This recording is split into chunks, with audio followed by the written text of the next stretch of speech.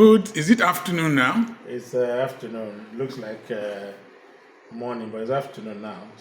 Okay, good afternoon, sir. Okay. If you say so. Me, I don't know if you take to So, that. can we meet you, sir? I'm Dr. Jessa.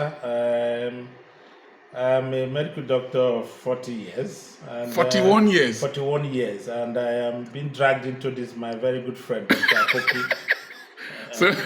So for how long have you known Dr. Apoki? I've known Dr. Apoki for over 40 years. That's 40. More than 45 years. In fact, 46 years.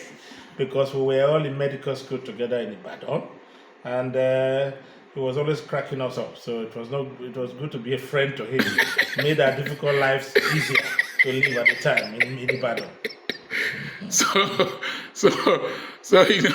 I've been a very funny person. You've been a character. Character. Yes. So have I changed much? No, you're just your true self. You are still very honest, still very frank, and you speak to the truth. Whatever who's is God, you speak to the truth, and that makes life easy. Makes you go to your bed, sleep at night, and wake up easy. We don't toss and turn unnecessarily. So how has your stay in the UK been? You came here while we were in medical school. Yes, I did come here when I was in medical school. I was one of those relatively middle class. There's no middle class in Nigeria now. Middle class child from a family who could afford a holiday in here. And at that time, I remember coming to this country. I was giving my father 400 naira, and I got a BTA from Union Bank of 415 pounds. And I was spending it was like a Christmas come day, so I was enjoying it. But now you can't do that. Now I hear the exchange is impossible. Now, did you need a visa to come? No. You just came and you got a visa at entry. As long as you're a Commonwealth citizen, I got a visa at entry, and then I stayed 2-3 weeks with my uncle. That time at Lewisham. I spent around, and after 3 weeks, I went back to Nigeria. It was quite good, and we were respected then. I mean, I remember. Everybody respected Nigerians because I had a wallet. I kept it by a chair where I was buying shoes, and they told, "Oh, sir, please take it out because they will rob you." But then they looked at Nigerians like they look at Saudi Arabians now, and it's very sad. No longer like that. Very, very sad. Yes. So how has your experience been here? Well, I mean, I would love to be in Nigeria, but we had to move. After doing some training in UBTH, I had to move, and coming to a society like this, I always say to people, no matter how trained you are, you spend another 4 or 5 years you lose 4 or 5 years of your life trying to be accepted in the system. And that's what happened to a lot of us. So a lot of us went sideways to a lot of training, and we are happy, and I think it's safe. We've got grown at different positions, and it's a good thing. But as a man, I will definitely go back and retire more to Nigeria, where I think I have more fun and less loneliness. Less loneliness? Yes. I noticed that it can it's very easy to get depressed here. It is very easy because nobody asks you what's happening. I mean, in Nigeria, I go to my house in Nigeria. Well, immediately I land to my house, people come around. Oga, Ose, where you dey? How you dey? And everybody come, have a chat, make fun, live a life. But here, nobody comes around. But we've had some fun here, laughter. Oh, we do because we are not catching up several years. So an Apoki will always make you make life easy. And the good thing is he's not going to see some of his classmates he hasn't seen for 41 years. Yeah, I've not seen hopefully we'll see Gomero in 2 days' time. Yes. He hasn't seen for 41 years. My roommate. Yeah. Mike Oka, you will see him sometime in Liverpool. You've not met them for years. 41 years. 41 years. That's it, yeah. So you were in Australia? Yep. When I came, I missed you. Yes, I was in Sydney. So how was your You went to Adelaide. Adelaide, yes. Yeah. So how was your experience in... It's a nice place, nice weather, nice people. Problem with Australia was it was too far from everywhere I wanted to be at. And then I still had an old mother who could not travel to Australia. So I was virtually doing an Australian trip twice a year, and that is 24 hours flying time. So that made me drag myself back to UK. But generally, it's nice. I mean, Australia is a good place to go, but if you want to go and you want to access other places in the world, I would say go to Perth. Because Perth is about 6 hours less from flying time from Sydney. So you Okay. go to Perth. If you're a doctor, a professional, Perth is a good area to go to. I noticed that you people work so hard here for your money. What do you have to say?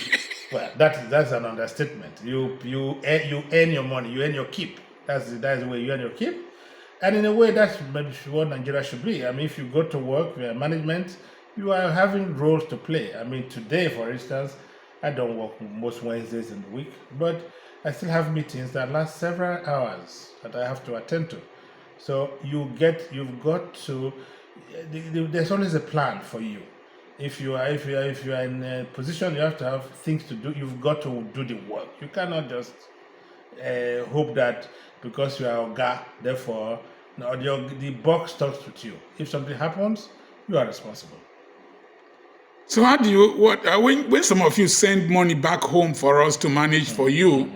Like I came here now with documents of people who bought land from me about 4 years back. Yes. They didn't know me. Yeah. They sent money to me, Yeah. and I bought the land. I Yeah. sold to them. I've sent their documents to them. You saw the video. Yeah. Now, what's your impression about Nigerians and the money you send back I to was us? surprised that people believed in my friend Apoki, which is good. At least it's good as some point, because most people will not take that risk. But I mean, I think you have created an environment for people to trust you and be able to leave such lump sums of money with you, because many people have been duped. Many have been duped. But generally, I would say kudos to you, because it takes the amount of integrity to be accepted the way you accepted. Because I was shocked when this gentleman came to pick his document deeds from you of a land that he paid for 4 years ago. I was shocked. You came and he was that he trusted you. I mean, well done to you. But generally, will I trust people? No, because I've had a few of that experiences lost in the process. So how will you describe our growing up? We could lie down with our friends' girlfriends on the same bed. Nothing will happen. And we lived with our friends and their sisters. Nothing happened. How will you describe our childhood growing up? I think we grew up with conscience developed. We had conscience.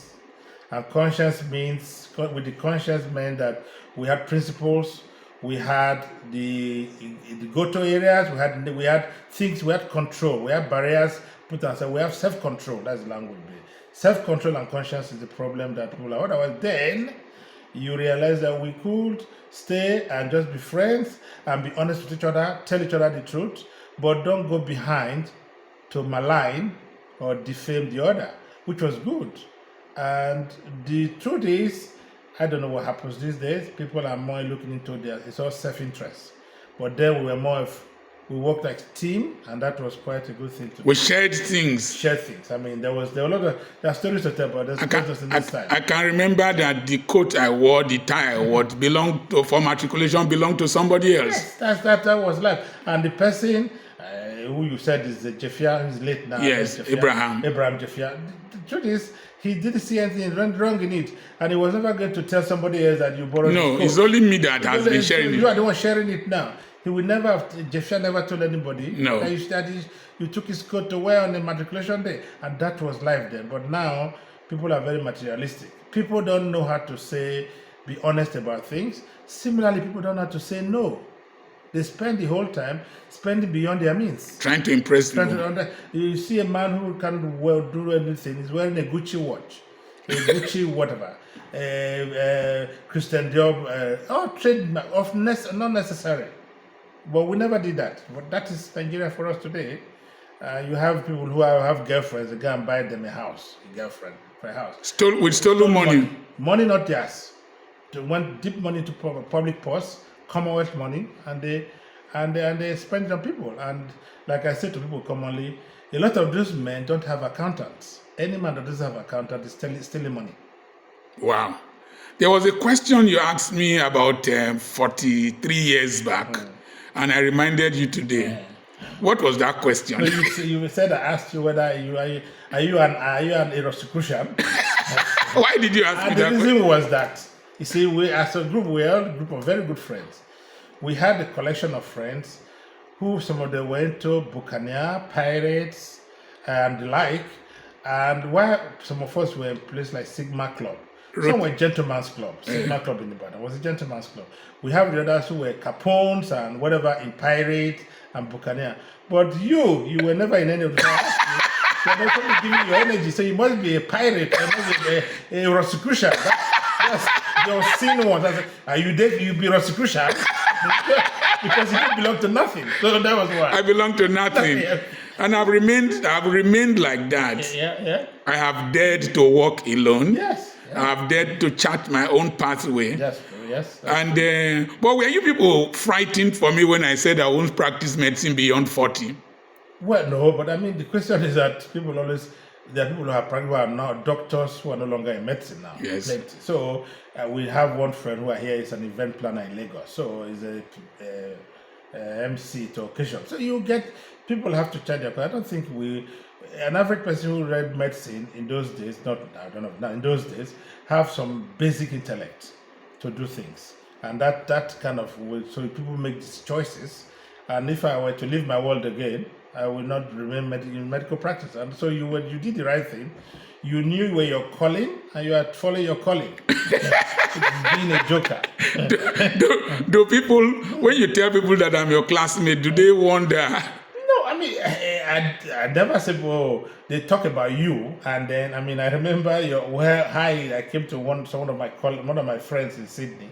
One day sent me your podcast, and said, they mentioned my name there. What was happening? Oh, is he your friend? I said, he's my friend.